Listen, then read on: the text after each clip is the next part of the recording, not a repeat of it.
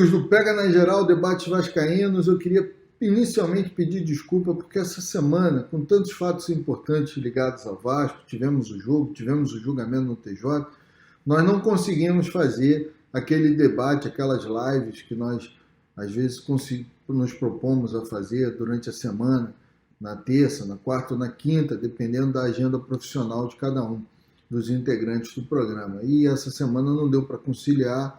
Realmente foi uma semana muito corrida, e aí eu me propus a gravar esse vídeo para falar principalmente do julgamento do Tribunal de Justiça do Rio de Janeiro, que é um assunto que às vezes eu trato aqui com os amigos. Eu quero pedir para que todos que possam se inscrevam no canal, ative o sininho para receber notificações de novos vídeos e nos assista no domingo, no debate, todo domingo às 22 horas. Sobre o jogo de ontem, eu participei ontem da live do Léo, Na Torcida do Vascaína, aquele canal do Léo, que é um cara fantástico, um grande vascaíno. Eu participei da live dele ontem com o José Pedro Mota, com o doutor Veríssimo e com o Léo, e ali nós tratamos do jogo e dissecamos o que foi aquela partida. Então, remeto aos amigos. E no domingo também voltaremos a tratar do assunto do jogo, como falaremos também dessa questão envolvendo o julgamento do TJ do Rio de Janeiro. Mas eu quero fazer hoje essa live com mais tempo para tratar do voto proferido pelo desembargador Dr. Custódio. Olha, inicialmente eu quero explicar porque muitos vascaínos, o doutor Camilo Rulieri não votou, o doutor Camilo Rulieri não participaria desse julgamento por uma questão relacionada ao regimento interno do Tribunal de Justiça do Rio de Janeiro. Porque a turma dele, quando ele é o relator, tem uma sequência pré-definida pelo regimento interno que indica quem serão os dois desembargadores que o acompanharão na sessão, no julgamento. Então, aquilo já está pré-definido. E o doutor Camilo Rulieri, quando é o relator, quem acompanha ele? O doutor Custódio e o doutor Fábio. Né? Só que nesse caso desse julgamento, o relator exclusivo desse embargo de declaração era o doutor Custódio. Por quê? Porque era um embargo de declaração contra uma decisão proferida pelo doutor Custódio. Então, como o doutor Custódio era o relator, a ordem de sequência é alterada pelo regimento interno. E o doutor Camilo fica fora dessa ordem. Então, a turma com 3 desembargadores foi formada por outros 2 desembargadores e o doutor Camilo não participou por conta apenas e exclusivamente de respeitar o regimento interno do Tribunal de Justiça do Rio de Janeiro, como todos os desembargadores respeitam e se submetem a ele. Bom, os embargos de declaração foram propostos contra o voto divergente do doutor Custódio, que sagrou vencedor. Foi acompanhado pelo doutor Fábio e venceram por 2-1 o voto do doutor Camilo Rulieri. E esse embargo de declaração apontou algumas omissões e contradições no voto do doutor Custódio. Então, o doutor Custódio aí analisa os embargos de declaração, analisa as contradições e omissões que são ali apontadas e profere seu voto em relação ao embargo de declaração e os outros 2 desembargadores acompanham ou não, no caso acompanhar. Bom, eu vou ler a decisão do doutor Custódio, alguns pontos, é uma decisão longa, eu pontuei várias passagens da decisão que me chamam muita atenção, que são contraditórias com todo respeito ao que me merece o doutor Custódio, com todas as escusas, mas são contraditórias à própria linha de raciocínio que o doutor Custódio quer fazer prevalecer. É uma coisa que eu não consigo entender, mas respeito e vou começar, e não vou analisar todos os pontos, porque senão ficaria um vídeo enorme, mas vou analisar alguns pontos que eu marquei aqui que eu acho mais interessante e de mais fácil compreensão por parte dos amigos. Começa o doutor Custódio tratando sobre a autonomia das associações desportivas. Né? Esse princípio da autonomia é consagrado na Constituição. No seu inciso 18, artigo 5º, e no seu inciso 1 do artigo 217 da Constituição Federal. Fala o doutor Custódio, abro aspas aqui para ele. De saída, cumpre reconhecer a contradição íncita ao argumento daqueles que, ano após ano, judicializam as questões internas ao processo eleitoral do Clube de Regatas Vasco da Gama, que, diante de um resultado desfavorável, ressentem-se da intervenção do Judiciário. Olha, doutor Custódio, quem pediu a intervenção do Judiciário? O doutor Custódio aqui, no meu entender, está fazendo uma crítica ao Clube de Regatas Vasco da Gama não conseguir resolver internamente as suas questões eleitorais. Só que o senhor foi favorável a quem se socorreu ao Judiciário, a quem levou para o Judiciário uma questão interna do clube. E o senhor faz uma crítica a essa pessoa que o senhor acolhe os argumentos. Então, para mim aqui já é contraditório, né? Porque o senhor acolhe os argumentos, então o senhor deveria dizer, não, ele teve razão de encher o Judiciário de ações e tal, mas o senhor critica. Né? O senhor critica, não consegui entender a linha de raciocínio, mas, bem, respeito. Bom, vamos a coisas mais importantes. Né? De fato, abre aspas o doutor Custódio, de fato, do ponto de vista dos embargantes, o comparecimento de mais de 3 milhares de pessoas ao pleito presencial do dia 7/11 teria a perda do objeto do agravo, porquanto eventual risco sanitário já teria sido consumado. Ocorre que, pelo viés do acordo, o prejuízo não se materializa no perigo de contaminação dos que foram, mas na exclusão daqueles eleitores que não puderam ir, seja porque são idosos, seja porque integram, por qualquer razão, um grupo de risco da Covid-19. Olha, fecha aspas, olha, gente, para mim é um argumento inacreditável. Né? O que acontece? Vou explicar aqui. O Roberto Monteiro e o Levenciano argumentam o seguinte: um juiz, para dar uma liminar, como a que foi dada pela juíza, e para ela ser mantida, tem 2 requisitos que tem que existir, que é o perigo da demora e a fumaça do bom direito. Se houver esses 2 requisitos, se o juiz identificar os 2 requisitos, ele é obrigado a dar a liminar. Se ele não identificar um desses 2 requisitos, ele não pode conceder a liminar. E se um dos requisitos deixa de existir, a liminar tem que ser revista, porque ela só pode perdurar enquanto existirem esses 2 requisitos. E argumentam Roberto Monteiro e Levenciano o seguinte: olha, doutor Custódio, a liminar foi dada argumentando que havia um risco à saúde pública por conta da Covid-19. Os sócios estavam em risco se fosse mantida a eleição presencial. Só que quando isso aconteceu, a eleição presencial já havia ocorrido. Então não há perigo na demora. Não há perigo. Não existe esse requisito. E aí, para combater esse argumento, o doutor Custódio diz o seguinte: não, a liminar não foi mantida com esse intuito. A liminar foi mantida com o intuito de preservar os interesses daqueles eleitores que não puderam ir. Seja porque são idosos, seja porque integram, por qualquer razão, o grupo de risco da Covid-19. Só que esquece o doutor Custódio, de forma lamentável, com todo respeito, viu, doutor Custódio? Mas esquece o senhor que a eleição do dia 7, nós tivemos 3.500 eleitores. E na enquete virtual do dia 14, nós tivemos 3.000 eleitores. Então, houve o contrário do seu raciocínio. A enquete virtual prejudicou a presença de vários eleitores. E principalmente idosos, porque certamente todos sabem, e o senhor sabe, que o idoso não tem muita intimidade com tecnologia.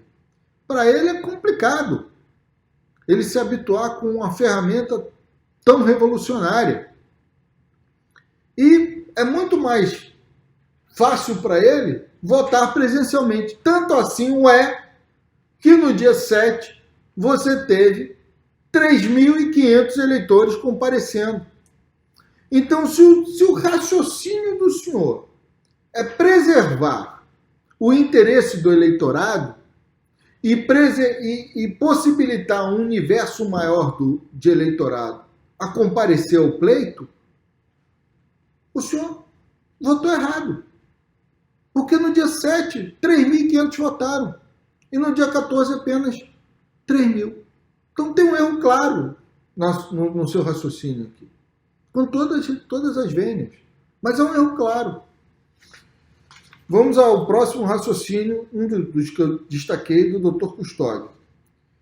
E, como se sabe, o Colégio do Superior Tribunal de Justiça possui entendimento consolidado no sentido de que, adotando o julgador fundamentação suficiente à solução da controvérsia, a figura se despiciando, esmiuçar cada um dos argumentos apresentados pelas partes. Então, o que o doutor Custódio quer dizer aqui? Que o Roberto Monteiro e o Levenciano apresentaram várias omissões e várias contradições no voto dele, mas que ele não precisava analisar essas omissões e contradições, nem combatê-las, nem contra-argumentá-las, como ele fez aqui no caso do idoso, até porque, pelo jeito, é difícil, né? Esse argumento aqui, viu, doutor Custódio, com todo o respeito, aquele argumento da Covid-19 ali está meio complicado. Mas o senhor, então, o desembargador Custódio, ele diz aqui o quê? Que ele apresentou uma solução. E quando apresenta uma solução, segundo o entendimento do Superior Tribunal de Justiça, você não precisa analisar todas as situações. Olha, eu acho que não é isso que o tribunal, com todo respeito, com todas as vênias ao doutor Custódio, ao ilustre desembargador, eu acho que não é isso que o Tribunal de Justiça quer se referir, não. Eu acho que o Tribunal de Justiça, ele fala de solução de mérito. Porque só há solução de uma controvérsia quando você analisa o mérito dela. Quando você não analisa o mérito da controvérsia, você não tem uma solução. Você não tem uma solução. A solução só existe quando você analisa o mérito dela. Isso é muito claro. Isso é muito claro. E outra coisa, a solução obriga, o magistrado é obrigado sim a analisar e a mostrar e a combater todos os fatos e argumentos que são trazidos. Principalmente aqueles ligados ao mérito da solução. As questões processuais trazidas. E o senhor, com esse argumento, o senhor não analisa, usa esse argumento para não analisar um erro, uma omissão muito grave na sua decisão, com todo respeito, que é a questão da emenda na inicial. Para o torcedor vascaíno entender o que aconteceu. Quando o inominável entra com ação e pede a liminar, ele pede a liminar para que faça uma eleição virtual no dia 7.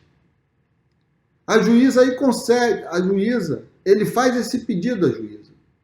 Só que o Vasco, o que acontece? A lei processual é clara, a jurisprudência é clara e a doutrina é unânime nesse sentido. Você não pode mudar o pedido quando a outra parte se manifesta no processo. Para você mudar o pedido quando a outra parte se manifesta no processo, só se a outra parte concordar. Então, logo que o Vasco vê esse pedido do inominável, o Vasco vai ao processo e diz, olha, ele não tem competência para contratar uma empresa, ele não tem poderes para assumir débitos, ele não tem tempo para fazer isso, ele não tem poderes estatutários de assumir essa responsabilidade. O Vasco argumenta tudo isso. Então, é formado o triângulo processual, juiz, autor e réu. Quando esse triângulo está formado, você está impedido de alterar o pedido.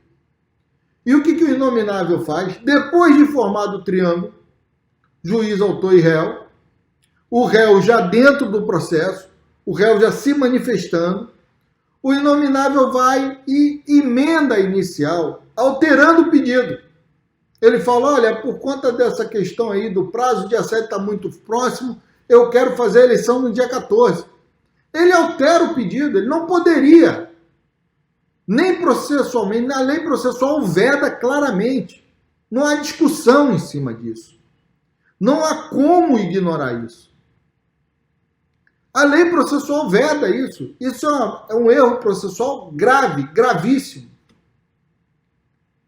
E a juíza concede à eleição a possibilidade dele fazer a tal eleição no dia 14 virtual, sem analisar que o pedido foi mudado e que o Vasco já estava compondo a lide, que o Vasco já tinha se manifestado sobre a questão no dia 7, e ela simplesmente passa por cima disso e concede a liminar ao inominável. Então, o desembargador Custódio não analisou isso. E para não analisar isso, ele argumenta com essa fundamentação de que ele, como ele encontrou uma solução para a controvérsia, ele não precisa analisar isso. Bom,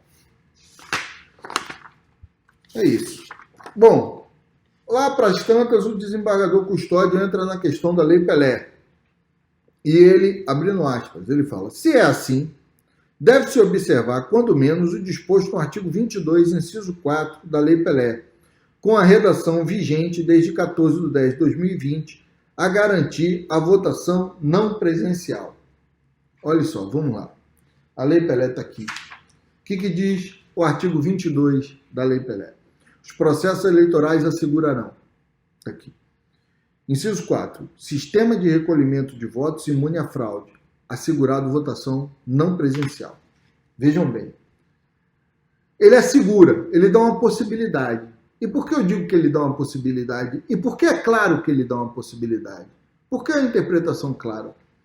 Que o artigo posterior, o artigo 23, ele impõe regras ao estatuto do clube, só que aí quando o capo te impõe, ele fala obriga.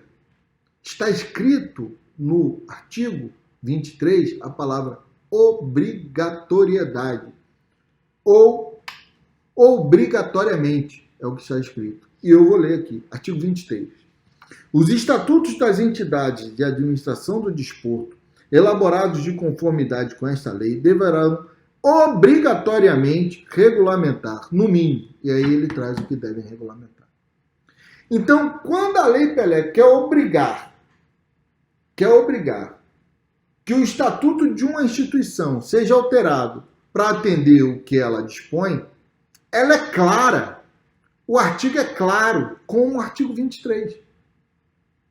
E o artigo 22 não tem a palavra obrigatoriamente. Não tem a palavra obrigação. Não tem nada que obrigue. Ele dá uma alternativa de assegurar a eleição não presencial, mas com uma condição. Desde que você tenha um sistema de recolhimento de votos imune à fraude. E quem vai reconhecer que há um sistema de recolhimento de votos imune à fraude? O Conselho Deliberativo. Tanto que essa questão foi analisada pelo Conselho Deliberativo e, ao não reconhecer que existia um sistema de recolhimento de votos imune à fraude, o Conselho Deliberativo não incorporou a eleição virtual ao Estatuto do Clube, porque não era obrigatório. O que era obrigatório na Lei Pelé estava imposto no artigo 23. Isso está claro aqui. Isso está claro aqui. Isso é tão claro, meus amigos, que o Tribunal de Justiça do Rio Grande do Sul, ao analisar uma questão inerente a uma associação, com base no artigo 22 da Lei Pelé, diz que o artigo 22 não é obrigatório. O processo é o 000914318-2014-821-700, aí já é o agravo de instrumento que foi mantido, né? Que foi mantido nesse debate, que virou, que negou a liminar, depois confirmou como uma decisão de mérito, e o processo já transitou em julgado com o entendimento que o artigo 22 da Lei Pelé não obriga. Quem propõe essa ação é a Associação Motoclube Bento Gonçalves, contra a Federação Gaúcha de Motociclismo. Está aqui. Está tudo aqui. Tudo aqui. Já deu o número do processo. A Associação Motoclube Bento Gonçalves diz que a Federação Gaúcha de Motociclismo não atendeu à imposição da Lei Pelé, no seu artigo 22, que obriga a publicação do edital em órgão de imprensa de grande circulação por 3 vezes. Por 3 vezes. Então ela diz que ela não atendeu isso. E outros pontos também. E aí, o Tribunal de Justiça do Rio Grande do Sul diz o seguinte, no seu voto, no voto dos desembargadores, que venceu a unanimidade e depois foi confirmado em sentença, foi confirmado em todos os recursos e o processo já transitou em julgado. Diz o seguinte, abrindo aspas, não se vislumbra a evidência da aplicabilidade do artigo 22, inciso 3, da Lei 9.615/98, a Lei Pelé, ao caso dos autos. Ainda que tal legislação preveja a necessidade da publicação de 3 editais convocatórios quando houver processo seletivo, o fato é que o Estatuto da Federação Gaúcha de Motociclismo mantém a previsão de uma única convocação há vários anos, sem que houvesse modificação desse ponto do seu estatuto, mesmo após as reformas ocorridas em 98, 2007 e 2010. Ou seja, o Tribunal de Justiça do Rio Grande do Sul está dizendo aqui o que nós estamos dizendo há tempos. A federação analisou e não incorporou ao seu estatuto. Como o Vasco analisou e não incorporou ao seu estatuto a eleição virtual ou a não presencial. E segue o Tribunal de Justiça. Os incisos 1 e 2 do artigo 22 da Lei Pelé não contém obrigatoriedade de publicação do colégio eleitoral. Ou seja, ele está dizendo que o artigo 22 não é obrigatório. O artigo 22, o Tribunal de Justiça do Rio Grande do Sul, não é obrigatório, mas isso não foi decisão de um desembargador, de 2 desembargadores, foi decisão do tribunal, que já transitou em julgado.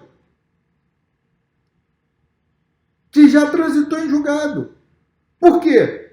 Porque o tribunal diz a forma de exercício dessas faculdades é deixada a cargo da regulamentação interna de cada entidade. O Tribunal de Justiça do Rio Grande do Sul, uma decisão da lavra do relator Voltaire de Lima Moraes, do desembargador Clênio e de toda a turma que seguiu, foi unanimidade, e depois foi confirmado em sentença, o Tribunal de Justiça do Rio Grande do Sul está respeitando e está consagrando o princípio fundamental da autonomia da entidade desportiva. Porque é constitucional. Está na Constituição. Está no artigo 18, no inciso 18 do artigo 5º, a criação de associações e na forma da lei, a de cooperativas independem de autorização, sendo vedada a interferência estatal em seu funcionamento. Então é vedada a interferência estatal. Você não pode interferir, a não ser que o estatuto da associação ou do clube seja contrário à Constituição. E ele não é contrário à Constituição. O artigo 217, o seu inciso 1, diz o seguinte, artigo 217 caput, é dever do Estado fomentar práticas desportivas formais e não formais, como direito de cada um, observados inciso 1, a autonomia das entidades desportivas, dirigentes e associações quanto à sua organização e funcionamento. O Tribunal de Justiça do Rio Grande do Sul consagra e respeita a instituição. Mas o desembargador Custódio diz o seguinte, abro aspas para o desembargador Custódio, não há a falar aqui em interpretação conforme a Constituição, sob pena de inutilizar a norma presumidamente válida. O desembargador Custódio diz que esse artigo da Lei Pelé não deve ser interpretado conforme a Constituição. Ele deve ser interpretado contrário à Constituição. Está aqui, escrito pelo desembargador Custódio. Vou ler. Não há falar aqui em interpretação conforme a Constituição, sob pena de inutilizar norma presumidamente válida. Como é que uma norma é válida se ela é contrária à Constituição? Eu não consigo entender. Como uma norma pode ser válida sendo contrária à Constituição? Bom, meus amigos, é o entendimento do ilustre desembargador Custódio, que indeferiu o pedido, tem vários outros pontos, mas eu já estou com 25 minutos de vídeo, que indeferiu o pedido do Levenciano e do Roberto Monteiro, tem vários outros pontos marcados aqui, né? E eu não vou ler, eu só quero tratar de mais um que o desembargador Custódio insiste nisso, com todo respeito, abre aspas, de mais a mais, não bastassem todas e tantas essas razões, é fato notório que, em 17 de 12 de 2020, o agravante Levenciano praticou ato incompatível com a vontade de recorrer, quando declarou em nota pública que acatava o resultado como eu mesmo propus. Olha, o Levenciano, após perder nesse julgamento que ele se considerou absurdo, presidente do Vasco, ele ficou indignado e deu uma declaração dizendo que estava cansado e tal e tal. E o doutor Custódio usa disso, que alguém colocou nos autos, não sei nem se colocou, para dizer que isso é uma declaração de que incompatível com o ato de recorrer, apesar dele ter recorrido. Não consigo entender, doutor Custódio. Ele recorreu. Como é que é incompatível? Sabe, esse argumento, com todas as vênias, é um argumento de quem não tem argumento. Você querer dizer que uma pessoa que recorre não tem vontade de recorrer porque disse que num momento não tinha, mas oficialmente recorre, porque ele disse fora do processo. Ele deu uma declaração fora do processo, mas ele efetivamente recorreu, ele propôs o recurso. Engraçado que o inominável, o candidato do inominável Brandt, do inominável o Júlio Brandt, o presidente eleito com a ajuda da farsa do dia 14, do inominável, o senhor Salgado, eles estavam na eleição do dia 7. Eles deram várias declarações conclamando o sócio a ir votar, dizendo que aquilo era a festa da democracia. E não foi uma declaração num momento de raiva, não. E de sentimento de injustiça. Não, eles deram isso durante o dia todo.